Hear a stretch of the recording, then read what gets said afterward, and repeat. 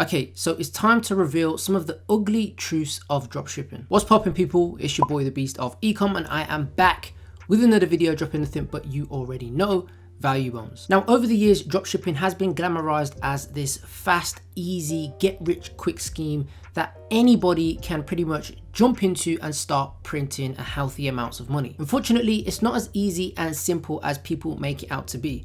So in this video, I'm going to explain some of the ugly truths of dropshipping that you may face and how you can overcome them. I've been dropshipping for many years now, and I've pretty much seen and experienced every single setback and pitfall that there is in this game. Before I do that, if this is the first time ever watching one of my videos, then welcome. My name is Arie. I drop weekly videos showing you how you can make more money with your e-commerce and dropshipping stores using platforms like Facebook ads, TikTok ads, and all of that good stuff. Make sure you drop a like on this video and subscribe to the channel with the notification bell on so that you stay up to date with all of my latest content. So the first ugly truth about dropshipping is bans are inevitable. Unfortunately, at some point in your journey, you are going to get banned. No matter what platform that you use, whether it be Facebook ads, Google, or TikTok, unfortunately, at some point, your accounts will get banned. Over the years, things have changed drastically with platforms like Facebook increasingly adding more policies and red tape on their platforms. No one likes to get zucked, but unfortunately, over the years, I've experienced pretty much every single ban that there is possible, from page bans,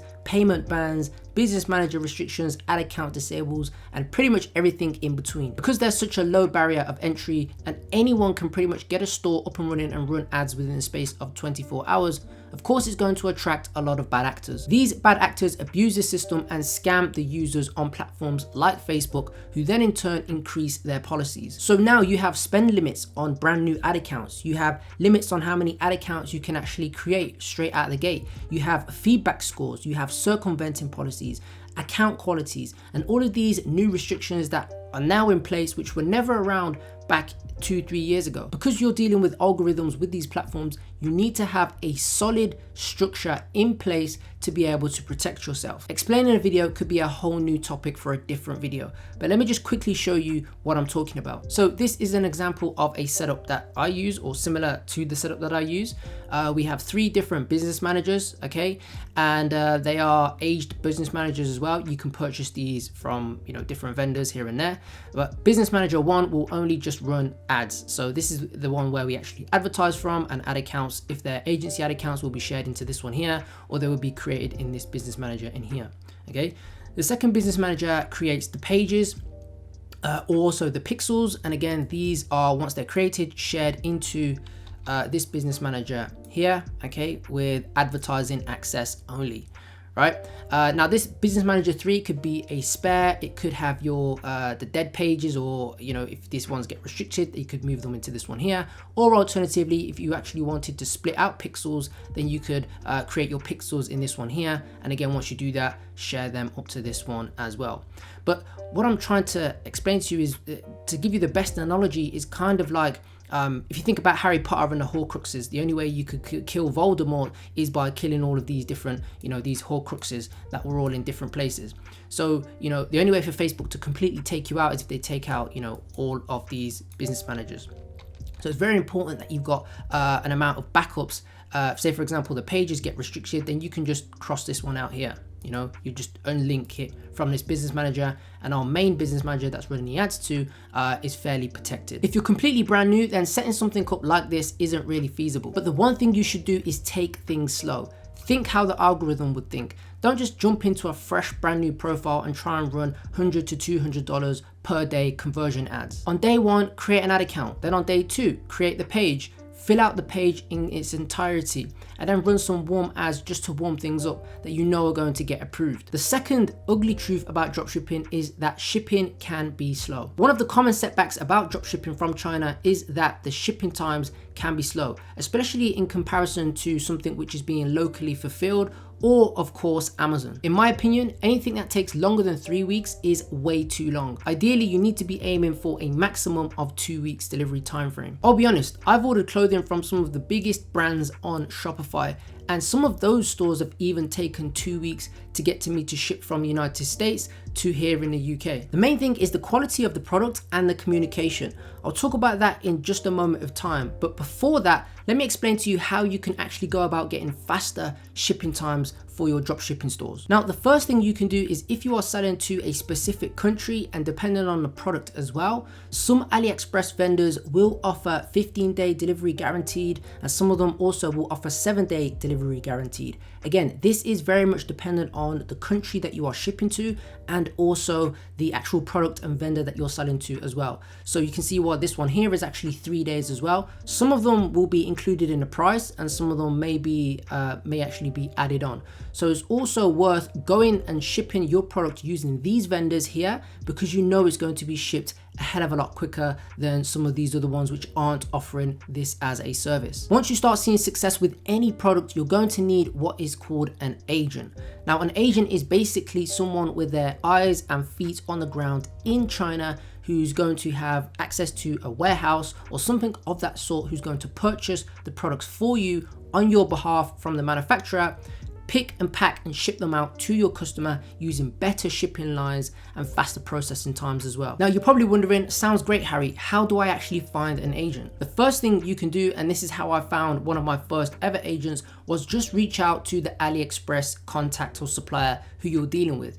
After all, they already know that you are getting orders and that you're paying for your orders as well. And it makes sense for them to also work outside of AliExpress because remember, AliExpress actually impose a 0.8% fee, I believe it is, on their actual orders for every order that they get. So it makes sense for them to save money as well by operating with you outside of AliExpress. The second best way is to go off referrals and ask someone who is currently doing volume or a volume where you want to get to, and ask them which supplier they're using if they're willing to share that contact information. Some agents will have their own custom app which will connect to your store and allow you to just fulfill orders automatically that way, or alternatively you can use the one that I personally use across all my stores and my agent is called Dynamic Xiaomi. I think that's how you say it. But we just use that, the vendor then connects to it and we can just fulfill orders passively that way. The main thing to remember is that people are willing to wait for a product that is of good quality and that the communication is good. Things go sour when they order something from your website and they don't hear absolutely nothing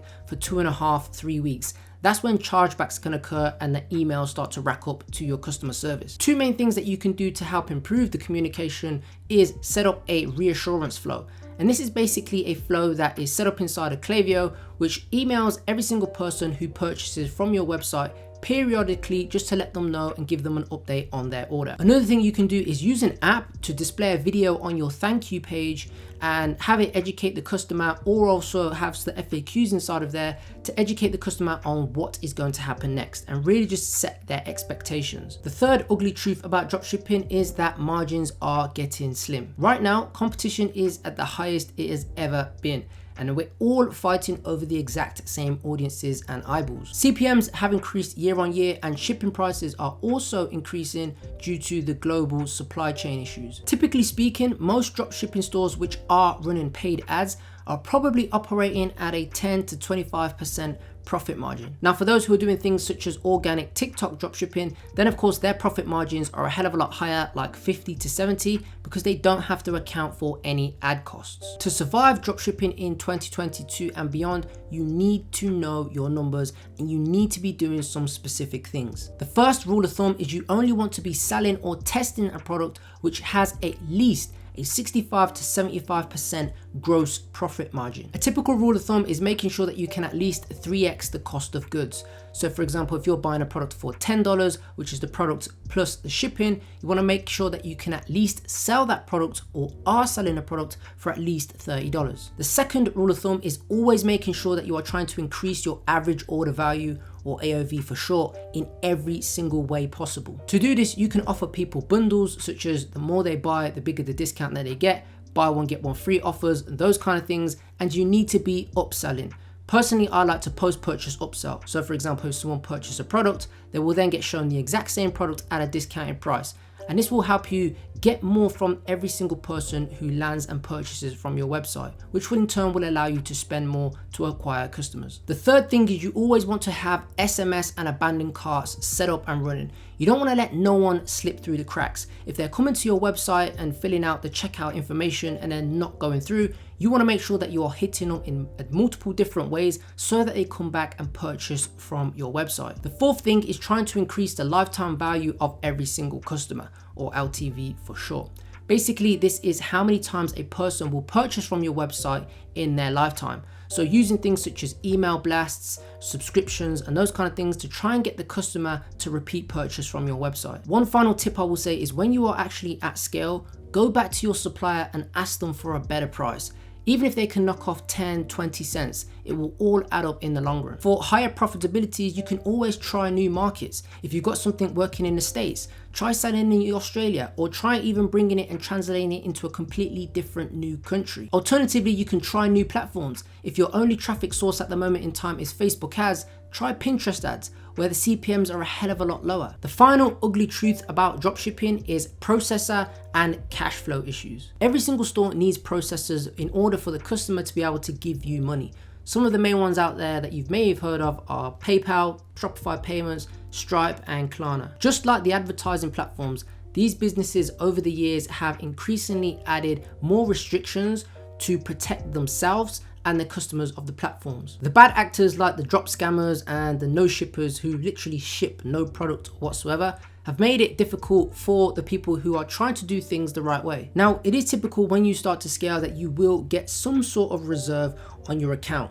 Now, this is most of the time a rolling reserve, which essentially is they will take a % of every single sale that comes into the processor, and they will hold that % for a specific period of time. This could be anything from 30 days to 60 days to sometimes even 90 days. They will release that money after the time period has gone, but of course that can cause cash flow issues for your business. So you do want to make sure that you have multiple processors on your store. So Stripe, PayPal, Shopify Payments, Klarna, those kind of ones, because when one does have a reserve, it's very rare that all of them have a reserve together at the exact same time. PayPal, or should I say PayPal, is probably the worst one out there. If you are using PayPal, then you want to make sure that you are adding your tracking numbers from Shopify into the PayPal order. And there's apps out there that can do that, and I believe DSs do that as well. Have one dedicated VA who just answers all of the chargebacks within 24 hours. I can't stress this enough, but if you are using PayPal, then do not keep a large sum of money inside of that account.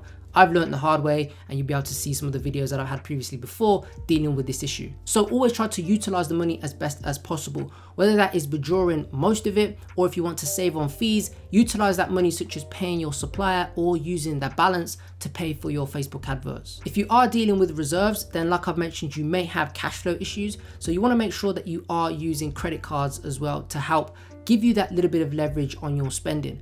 I personally like to use Amex Gold cards because you can also collect the points for free hotels and free flights whenever you decide to travel. So in conclusion, is dropshipping still worth it to do in 2022? In my personal opinion, yes, it is, because it's still one of the most easiest business models to get up and running with for any beginner. It's still a viable and rewarding business model if you know how to do things the right way. Yes, it's harder now than what it was years ago, but that can only be seen as a good thing, because at the end of the day, that's going to weed out those who are not willing to put in the work, get creative, and learn from their mistakes. There are solutions to every single issue that you may face. A lot of the issues that I've mentioned today may still crop up if you are running an actual brand as well. You know, it doesn't stop from getting bans, it doesn't stop from processes and cash flow issues. At the end of the day, dropshipping is just a stepping stone into a variety of different opportunities. Whether that is starting a brand with inventory, whether it's then going on to create an agency or consulting with all of the information and skills that you've learned, or just simply using that cash flow to purchase assets like properties, stocks, or even crypto. So hopefully you got some value from this video with some of the setbacks that you may face, but how you can also overcome them. If you are new to dropshipping, then don't be fooled by the glitz and glamour and the get rich quick schemes. Anything worth having is going to be hard, and e-commerce and dropshipping is hard. But when you put the work in, learn from your mistakes, you'll get better over time, and there is a healthy reward for those who follow through. If you want to learn more from me personally and how you can not make the same mistakes that I have made, then check out my Ecom Beast 2.0 course. The link for that will be down below. If you do use the code YouTube100, then you'll get $100 off the course. If you enjoy freebies, then check out my free dropshipping ebook. The link for that will be down below. 100% free. Go and check it out. Hit me up on Instagram and Twitter, and we can try and connect on there. But that is it for this video. Take care, and I will see you in the next one.